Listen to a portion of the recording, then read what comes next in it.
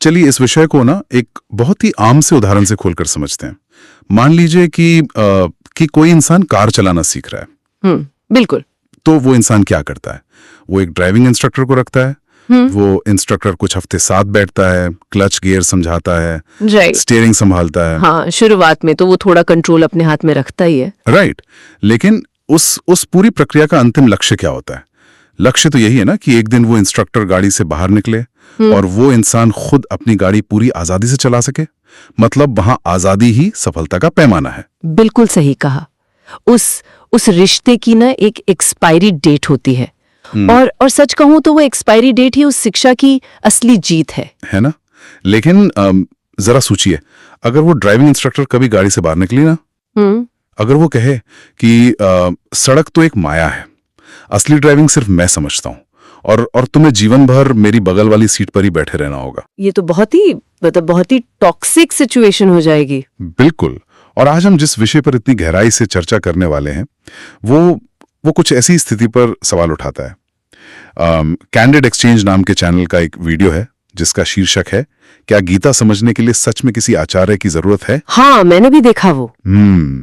उस वीडियो के ट्रांसक्रिप्ट ने इस पूरे आध्यात्मिक और ये जो गुरु शिष्य वाला तंत्र है ना, उस पर एक बहुत ही असहज करने वाला विमर्श खड़ा कर दिया है।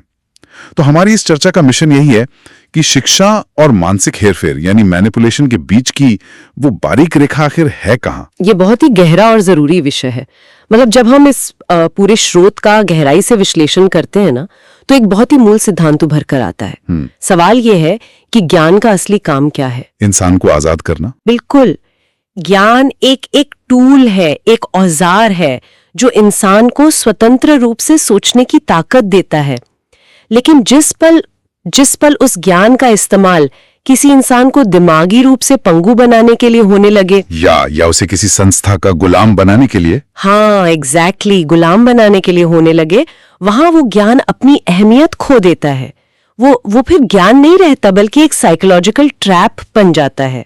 और पता है सबसे डरावनी बात क्या है? क्या? ये जो ट्रैप है ना जी, ये जाल, ये पहले दिन से नजर ही नहीं आता। इस वीडियो में एक बहुत ही कड़वा सच सामने रखा गया है कि कोई भी बड़ा कल्ट या कोई भी अंधभक्ति का केंद्र रातों रात खड़ा नहीं होता। शुरुआत तो हमेशा बहुत नेक इरादे से ही होती है। वही तो। कोई एक व्यक्ति होता है जो समाज में शांति लाना चाहता है या लोगों का दुख कम करना चाहता है। सही बात है। मतलब कोई भी गुरु पहले दिन ये सोचकर शुरुआत नहीं करता कि मैं एक ऐसा कल्ट बनाऊंगा जो लोगों को बर्बाद कर देगा। नींव तो हमेशा किसी अच्छे सामाजिक कार्य की ही होती है। लेकिन होता क्या है कि जब वो छोटी सी संस्था बड़ी होने लगती है ना, तो व्यावहारिक सच्चाई सामने आती है। समाज सेवा करनी है या ज्ञान बांटना है तो संसाधन चाहिए, जगह चाहिए, किताबें चाहिए। मतलब सीधा सीधा कहें तो पैसा चाहिए। बिल्कुल, पैसा चाहिए। और जैसे ही कोई संस्था समाज से डोनेशन मांगना शुरू करती है ना, वहीं से पूरा खेल बदल जाता है। लीडरशिप का सारा ध्यान सिर्फ एक ग्राफ पर टिक जाता है। अच्छा, वो डोनेशन वाला ग्राफ? हाँ, डोनेशन और फॉलोअर्स का ग्राफ जो हर साल बस ऊपर जाना चाहिए। यहाँ ना मनोविज्ञान बहुत ही दिलचस्प तरीके से काम करता है। मतलब ऐसा नहीं है कि वो लीडर अचानक से कोई विलन या बुरा इंसान बन गया है। नहीं, वो खुद को ही धोखा देने लगता है। एग्जैक्टली। जब डोनेशन आता है, संस्था बड़ी होती है, तो उसे लगता है कि अगर ये ग्राफ बढ़ रहा है तो इसका मतलब है कि मेरा मिशन सफल हो रहा है, मैं समाज का भला कर रहा हूं। इसे हम साइकोलॉजी की भाषा में कॉग्निटिव डिसोनेंस कहते हैं। मतलब जब उस ग्राफ को ऊपर ले जाना ही सबसे बड़ा सामाजिक कार्य मान लिया जाता है ना, तो लीडर्स को लगता है कि बस इस संस्था को बचाना ही अब सबसे बड़ा धर्म है। और इसी चक्कर में वो नैतिक सीमाएं लांघने लगते हैं। हाँ, इस अटमोस्ट इम्पोर्टेंस के भ्रम में फंसकर वो ऐसे काम कर जाते हैं जिसके बारे में उन्होंने खुद भी कभी नहीं सोचा होगा। संस्था ही उनके लिए भगवान बन जाता है। यार ये तो लिटरली किसी बिजनेस स्टार्टअप की तरह हो गया। कैसे? मतलब जैसे कोई स्टार्टअप शुरू तो होता है ग्राहकों की कोई बड़ी समस्या सुलझाने के लिए, लेकिन जब इन्वेस्टर्स का पैसा आ जाता है तो उनका पूरा ध्यान कस्टमर रिटेंशन पे चला जाता है। मतलब ग्राहक को लंबे समय तक कैसे बांध कर रखें और बस अपनी बैलेंस शीट कैसे हरी रखें। बहुत सही तुलना है। फिर चाहे उनका वो प्रोडक्ट ग्राहक का समय ही क्यों ना बर्बाद कर रहा हो। और इस बात को पुष्टि करने के लिए ना स्रोत में ओशो के कम्यून का एक बहुत ही रोंगटे खड़े कर देने वाला उदाहरण दिया गया है। हाँ, ओशो के अमेरिका स्थित रजनीशपुरम कम्यून का वो उदाहरण ना इस पूरी बात की गंभीरता को साबित करता है। मतलब ओशो की जो सेक्रेटरी थी शीला, हाँ, मैंने सुना है उनके बारे में काफी विवाद हुए थे। बहुत ज्यादा। शीला के लिए उस कम्यून को बचाना और उसे राजनीतिक ताकत देना इतना बड़ा लक्ष्य बन गया था कि उसने और उसके कुछ साथियों ने मिलकर अमेरिका के ओरेगन में करीब 700 निर्दोष लोगों को साल्मोनेला बैक्टीरिया से संक्रमित कर दिया। अरे बाप रे, 700 लोग। हाँ, ये अमेरिका के इतिहास का सबसे बड़ा बायो टेरर अटैक था। ये बात सच में डराती है। मतलब सोचिए, एक आध्यात्मिक यात्रा जो सिर्फ शांति के लिए शुरू हुई थी, वो बायो टेररिज्म तक कैसे पहुंच गई। क्योंकि जब संस्था को बचाना ही एकमात्र सत्य बन जाता है ना, तो बाकी इंसानों की जान की कीमत उनके लिए शून्य हो जाती है। राइट। और सिर्फ लीडर्स ही नहीं, आप फॉलोअर्स का मनोविज्ञान भी समझिए। एक इंसान जो मोक्ष पाने के या संत बनने की चाह में वहां आता है, वो तो अपना सब कुछ दे देता है ना। बिल्कुल, वो अपनी सारी जमीन जायदाद बेचकर उस कम्यून को दे देता है। यहाँ पर ना शंक कॉस्ट फैलेसी काम करती है। ये शंक कॉस्ट फैलेसी क्या है, थोड़ा बताएंगे? कमल, इसका मतलब है कि जब कोई इंसान अपना सब कुछ, मतलब अपना पैसा, अपना परिवार, अपनी पूरी जवानी किसी गुरु को दे चुका होता है ना, तो उसके लिए ये स्वीकार करना लगभग असंभव हो जाता है कि वो गलत जगह पर था। तो मतलब वो खुद को ही तसल्ली देने लगता है। हाँ, इसलिए वो उस कल्ट के सबसे घिनौने अपराधों को भी जस्टिफाई करने लगता है, क्योंकि अगर वो ऐसा नहीं करेगा तो उसे मानना पड़ेगा कि उसकी पूरी जिंदगी एक झूठ थी। ये तो बहुत ही ट्रैजिक है। तो एक आम इंसान इस मानसिक जाल को कैसे पहचाने? वो ये कैसे समझे कि कब उसे सच में जीवन का गहरा ज्ञान मिल रहा है और कब उसका सिर्फ कॉग्निटिव यानी संज्ञानात्मक इस्तेमाल किया जा रहा है? इसकी ना एक बहुत ही सीधी सी पहचान है। क्या? जब कोई लीडर या गुरु आपके सामने ये नैरेटिव बनाने लगे कि मेरे बिना तुम्हारा जीवन अंधकार में है, या फिर तुम खुद से कुछ नहीं सोच सकते। एग्जैक्टली, कि तुम्हारी बुद्धि अभी बहुत छोटी है, इसलिए तुम्हारे हर छोटे बड़े फैसले अब मैं लूंगा। अगर ऐसा हो रहा है तो समझ लीजिए कि कॉग्निटिव मैनिपुलेशन शुरू हो गया है। मतलब वो आपको आप ही के दिमाग से काट रहे हैं। हाँ, वो असल में एक व्यक्ति को उसके अपने तर्क, उसकी अपनी आवाज से दूर कर देते हैं, जबकि एक सच्चा शिक्षक हमेशा विचार करने के नए उपकरण देता है, ताकि कल को छात्र उस शिक्षक की बातों पर भी तो सवाल उठा सके। लेकिन यहाँ ना एक बहुत बड़ा पेंच है। कैसा पेच? मतलब अगर गुरु ने छात्र को पहले दिन ही स्वतंत्र रूप से सोचना सिखा दिया, तो छात्र तो अगले दिन बैग उठाएगा और चला जाएगा। हाँ, ये तो है। और अगर छात्र चला गया तो संस्था का वो डोनेशन वाला ग्राफ कैसे बढ़ेगा? उनका तो पूरा कस्टमर रिटेंशन मॉडल ही धराशायी हो जाएगा ना। बिल्कुल सही पकड़ा। तो फिर लोगों को मतलब 10-20 साल तक रोके रखने के लिए ये गुरु लोग क्या तरीका अपनाते हैं? इसके लिए ना वो एक बहुत ही चालाक और कारगर तरीका अपनाते हैं। वो बहुत ही सरल चीजों को अत्यधिक जटिल बना देते हैं। अच्छा। हाँ, मतलब जो हमारी ईस्टर्न फिलॉसफी है, जो पूर्वी दर्शन के मूल कॉन्सेप्ट्स हैं, जैसे अद्वैत का विचार कि हम सब एक ही ऊर्जा का हिस्सा हैं, या फिर वो अहम ब्रह्मास्मि वाला विचार। हाँ, वही। सैद्धांतिक रूप से ये इतने जटिल नहीं है। इसका मूल सार एक शांत दिमाग के साथ बस कुछ घंटों या कुछ दिनों की चर्चा में आराम से समझा जा सकता है। सुनने में तो बहुत सरल और खूबसूरत लगता है। बिल्कुल, लेकिन अगर वो गुरु कह देंगे कि भाई ये तो बस कुछ दिनों का काम है, तो लोग सालों तक उनके आश्रमों में लाखों की फीस क्यों भरेंगे? राइट, कोई क्यों रुकेगा फिर? इसीलिए इन बुनियादी दार्शनिक विचारों के चारों ओर ना एक बहुत बड़ा जाल बुना जाता है, अनुष्ठानों का, लेवल्स का, सीक्रेट मंत्रों का। और वो कई सालों के कोर्स डिजाइन कर देते हैं। हाँ, इसे ऐसे पेश किया जाता है जैसे बिना इनर इंजीनियरिंग के या बिना उन लेवल्स को पार किए आप अपने ही दिमाग को नहीं समझ सकते।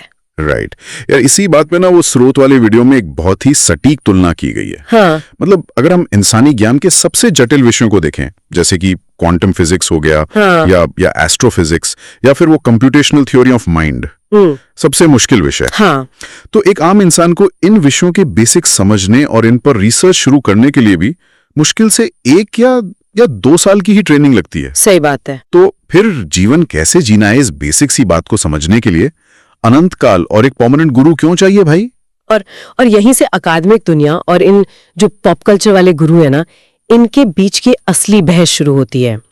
मतलब क्या हम किसी भी आचार्य या ओशो जैसे लोगों को दार्शनिक या अकादमिक फिलोसोफर कह सकते हैं? शायद नहीं, क्योंकि अकादमिक दुनिया के तो अपने नियम होते हैं ना।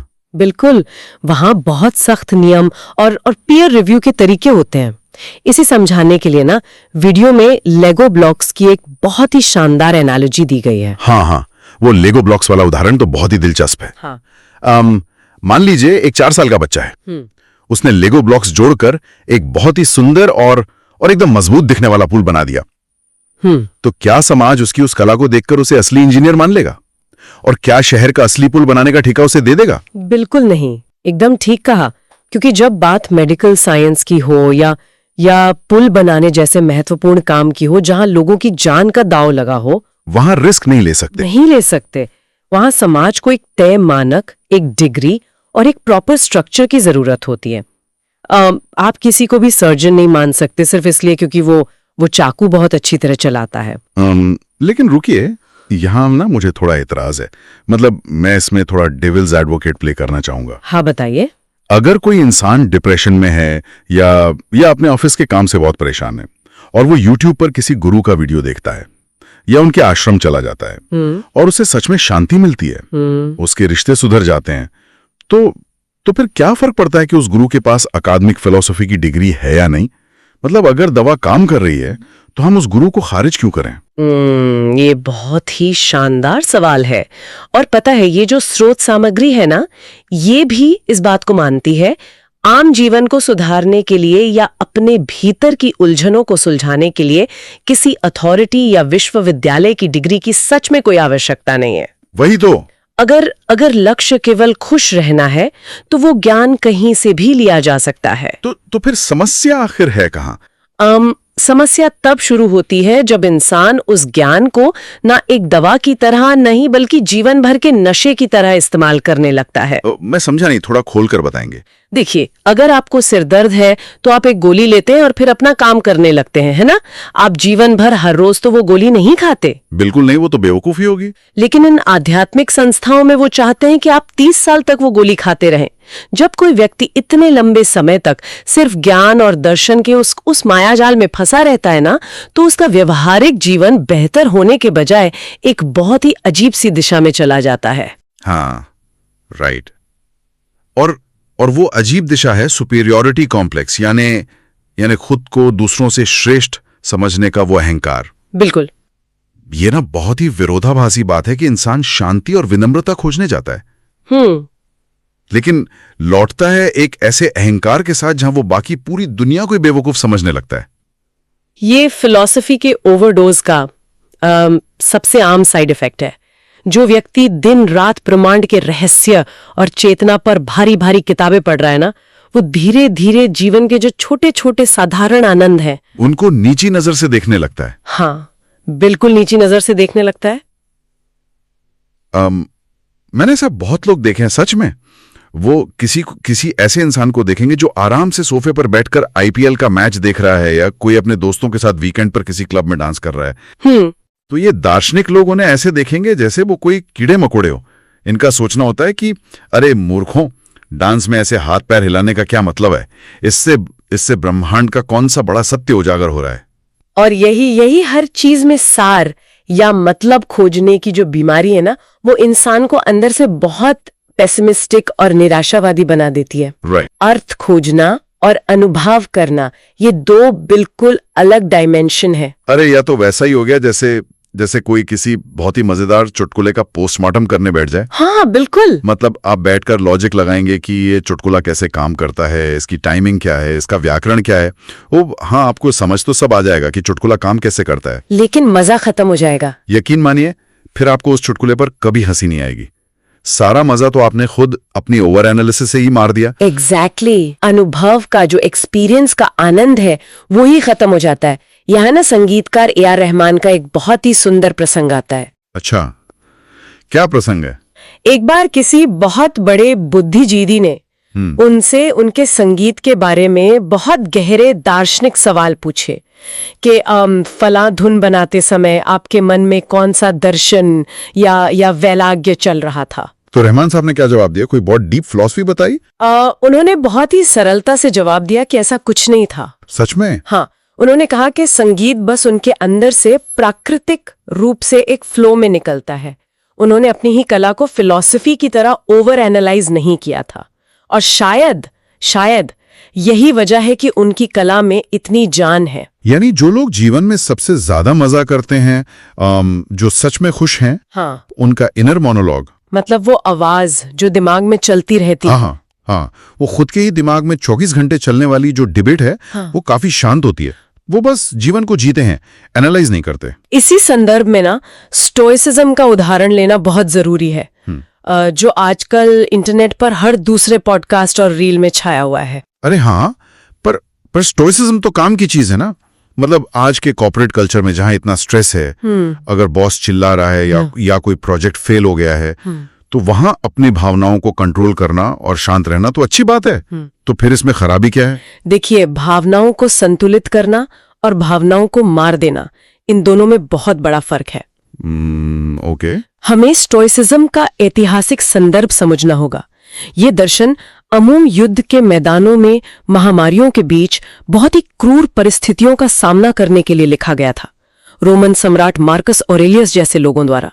अच्छा, मतलब एक्सट्रीम सिचुएशंस के लिए। हाँ, जब आपके सामने मौत खड़ी हो तब अपनी भावनाओं को शट डाउन करना एक सर्वाइवल मैकेनिज्म है। ओह, अब मैं समझ रहा हूँ। लेकिन आज अगर कोई सामान्य इंसान एक छोटे से ब्रेकअप में या ऑफिस में बॉस की मामूली सी डांट के बाद उसी सर्वाइवल मैकेनिज्म को लगा दे, हाँ, उसी को अंधों की तरह लागू करे और अपनी सारी भावनाओं को सुन्न कर ले, तो वो उस ज्ञान के मूल संदर्भ को ही भूल रहा है। वो मजबूत नहीं बन रहा, वो बस एक रोबोट बन रहा है। यार, ये बहुत ही बेहतरीन नजरिया है। और ये जो श्रेष्ठता का अहंकार है ना, ये अक्सर इस बात से भी आता है कि ये जो आध्यात्मिक लोग हैं, वो भौतिक जगत को यानी मटेरियल वर्ल्ड को बहुत ही तुच्छ समझते हैं। बिल्कुल, वो उसे नीचा दिखाते हैं। तो चलिए ये समझते हैं कि पूर्व और पश्चिम का दर्शन भौतिकवाद को कैसे देखता है।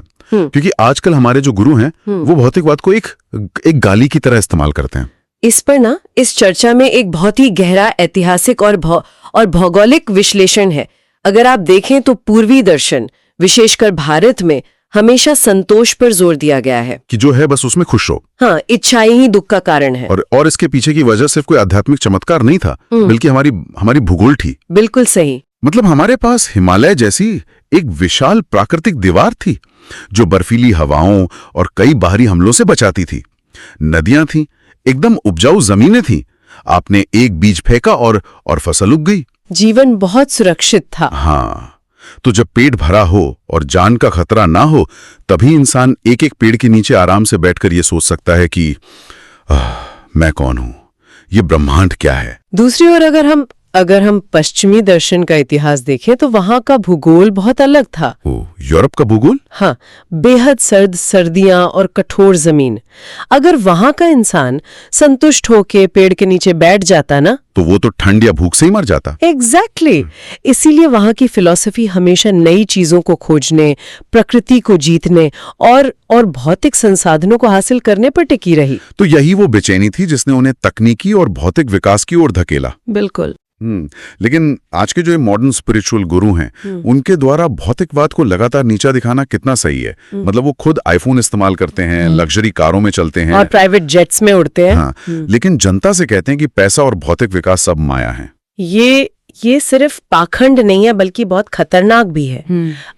अगर कोई समाज केवल इनर पीस और आंतरिक दर्शन में मग्न हो जाए और दुनिया के भौतिक विकास से कट जाए, तो क्या होगा? कल को कोई बाहरी ताकत जिसने भौतिकवाद और विज्ञान पर ध्यान दिया है, वो अपने आधुनिक हथियारों के साथ आप पर हमला कर देगी। बाप रे। तब आपकी वो सारी आंतरिक शांति ना आपके महलों और आश्रमों के साथ ढह जाएगी। इंसान का शरीर और भौतिक सुरक्षा पहले आती है, दर्शन उसके बाद आता है। तो अगर हम विकासवाद या इवोल्यूशन के नजरिए से देखें, तो आज के इंसान की जरूरतें क्या हैं? देखिए, इवोल्यूशन के हिसाब से ना हमारा दिमाग छोटे कबीलों में रहने के लिए डिजाइंड हुआ था, जहां हम 100-150 लोगों को निजी तौर पर जानते थे। हाँ, वो डनबो नंबर वाली थ्योरी। बिल्कुल। पर आज हम लाखों करोड़ों की आबादी वाले इन कंक्रीट के शहरों में रहते हैं। हम इवोल्यूशनरी तौर पर अपने प्राकृतिक स्वरूप से बहुत दूर आ गए हैं। इसलिए आज के इस आधुनिक समाज को बचाए रखने के लिए दोनों की जरूरत है। मानसिक स्थिरता के लिए फिलॉसफी भी चाहिए और भौतिक सुरक्षा के लिए टेक्नोलॉजी भी। भौतिकवाद से नफरत करना कोई समझदारी नहीं है। राइट। अब जब टेक्नोलॉजी और आधुनिक दुनिया की समस्याओं की बात हो ही रही है तो एक और बहुत बड़ा मुद्दा सामने आता है। आज हमारे सामने जलवायु परिवर्तन या ग्लोबल वार्मिंग जैसी भारी समस्याएं हैं। हाँ, बहुत बड़ी समस्या है। और हमारे ये जो गुरु हैं वो अक्सर कहते हैं कि बस खुद को बदलो, दुनिया अपने आप बदल जाएगी। वो व्यक्तिगत जिम्मेदारी की फिलॉसफी बेचते हैं। क्या ये सच में कारगर है? ये शायद सबसे बड़ी भ्रांतियों में से एक है। कैसे? मतलब क्या किसी एक व्यक्ति के नहाते समय बाल्टी में 2 मग पानी कम इस्तेमाल करने से या किसी एक व्यक्ति के अचानक वीगन हो जाने से ग्लोबल वार्मिंग रुक जाएगी? वो प्रैक्टिकली तो नहीं रुकेगी। बिल्कुल नहीं। ये सोचना कि मेरी व्यक्तिगत जीवन शैली में बदलाव से दुनिया की इकोनॉमी या क्लाइमेट बदल जाएगा, ये एक बहुत ही बचकाना विचार है। तो फिर इसका असली समाधान क्या है? असली समाधान हमेशा मैक्रो लेवल पे ही होगा। वो बड़ी टेक्नोलॉजी, नए इनोवेशंस और सरकारों की कठोर नीतियों से ही आएगा। लेकिन फिर तो यहाँ एक विरोधाभास आ गया। मतलब जॉर्डन पीटरसन जैसे मशहूर पश्चिमी विचारक कहते हैं कि दुनिया सुधारने से पहले अपना बिस्तर खुद बनाओ, मेक योर बेड। हाँ, एग्जैक्टली। अगर व्यक्तिगत बदलाव से दुनिया नहीं बदलती तो उनका ये नियम इतना मशहूर क्यों है? क्योंकि हमें इन दोनों बातों को ना अलग अलग करके देखना होगा। सुबह उठकर अपना बिस्तर बनाने से दुनिया का कार्बन एमिशन कम नहीं हो जाएगा। राइट। लेकिन वो काम आपके अंदर एक अनुशासन लाता है, वो एक एटीट्यूड बनाता है। हो सकता है कि आज जो व्यक्ति अनुशासन से अपना जीवन जी रहा है, कल उसी का कोई बच्चा उस रवैये से प्रेरित होकर कोई ऐसी बड़ी तकनीक ईजाद कर ले जो सच में जलवायु परिवर्तन को रोक सके। ओहो, मैं समझ गया। मतलब व्यक्तिगत अनुशासन अपने आप में डायरेक्ट समाधान नहीं है, लेकिन वो समाधान खोजने वाले दिमागों को तैयार जरूर करता है। बहुत खूब। लेकिन यहाँ खतरा ये है कि कहीं इंसान अपनी वो इनर पीस और अपना बिस्तर बनाने के चक्कर में दुनिया की बड़ी और कड़वी सच्चाइयों से मुंह तो नहीं मोड़ रहा। और यहीं पर संतुलन की बात आती है। समाज के हर एक इंसान का बहुत बड़ा दार्शनिक या जलवायु कार्यकर्ता होना जरूरी नहीं है। एक आम इंसान के लिए उसकी सेहत, उसका परिवार और उसका करियर ही सबसे मुख्य है और उसे इसी पर ध्यान देना चाहिए। और समाज को एक सही दिशा में ले जाने के लिए और इन गुरुओं के दावों की सच्चाई परखने के लिए सबसे बड़ा हथियार क्या है? वीडियो के अनुसार वो हथियार है फ्री स्पीच और शास्त्रार्थ, यानी डिबेट। बिल्कुल। समाज खुद को कैसे सुधारता है, वो सेल्फ करेक्ट कैसे करता है? वो सिर्फ तब होता है जब 2 अलग अलग, यहाँ तक कि बिल्कुल विपरीत विचारों को भी खुलेआम टकराने का मौका मिले। किसी भी विचार को सेंसर नहीं किया जाना चाहिए, चाहे वो कॉमेडियन समय रैना का कोई बहुत ही आक्रामक और भद्दा रोस्ट हो, हाँ, या फिर किसी ज्ञानी गुरु का अत्यंत गंभीर प्रवचन। दोनों को मौजूद रहने का हक है। एकदम सही। क्योंकि जब हम सेंसरशिप लगाते हैं ना, तो हम समाज के सेल्फ करेक्शन की जो प्रक्रिया है उसको ही रोक देते हैं। हालांकि यहाँ एक छोटी सी चेतावनी भी है। वो क्या? आज इंटरनेट और रील्स के जमाने में जहां 30 सेकंड में ज्ञान बांटा जा रहा है, वहां जनता का आधा अधूरा ज्ञान लेना बहुत खतरनाक है। अरे हाँ, वो रील वाला ज्ञान कर या 4 रील्स देखकर रातों रात खुद को कट्टर कम्युनिस्ट या कट्टर फेमिनिस्ट मान लेता है। ये ज्ञान नहीं है, ये सिर्फ एक नया भ्रम है। तो अब इस पूरी विस्तृत चर्चा से हम क्या-क्या निष्कर्ष निकाल सकते हैं? सबसे बड़ी बात जो उभर कर आती है वो ये है कि ज्ञान और दर्शन का असली काम इंसान को बेड़ियों से आजाद करना है, न कि उसे किसी नई विचारधारा या गुरु के आश्रम में जीवन भर के लिए कैद कर देना। बिल्कुल। संतुलन ही जीवन का सबसे बड़ा सत्य है। हाँ, चाहे वो पूर्वी दर्शन का संतोष हो या पश्चिमी दर्शन की महत्वाकांक्षा, चाहे वो जीवन के साधारण मजे हो या वैचारिक गहराई, अति हर चीज की बुरी होती है। और शायद सबसे अहम बात जो हर इंसान को याद रखनी चाहिए वो यह है कि अपनी आलोचनात्मक सोच, अपनी क्रिटिकल थिंकिंग को कभी मरने ना दे। कभी नहीं। जिस दिन कोई गुरु, कोई नेता या कोई संस्था आपसे आकर ये कहे कि तुम्हें अब और सोचने की जरूरत नहीं है, तुम्हारी सारी जिम्मेदारी अब मेरी है, तुम्हारे बदले मैं सोचूंगा, तो समझ लीजिए कि ये आजादी नहीं है, ये गुलामी की शुरुआत है। वहां से तुरंत दूरी बना लेना ही सबसे बड़ी समझदारी है। इस पूरी चर्चा के अंत में ना मेरे दिमाग में एक बहुत ही महत्वपूर्ण और थोड़ा असहज करने वाला विचार आ रहा है। कैसा विचार? आज का इंसान इतना थका हुआ है या शायद दिमागी तौर पर इतना आलसी हो गया है कि वो अपने जीवन की उलझनों और फैसलों का सारा भार किसी गुरु या किसी अथॉरिटी के कंधों पर डाल देना चाहता है। वो चाहता है कि कोई और उसे बताए कि सही क्या है और गलत क्या है। एग्जैक्टली।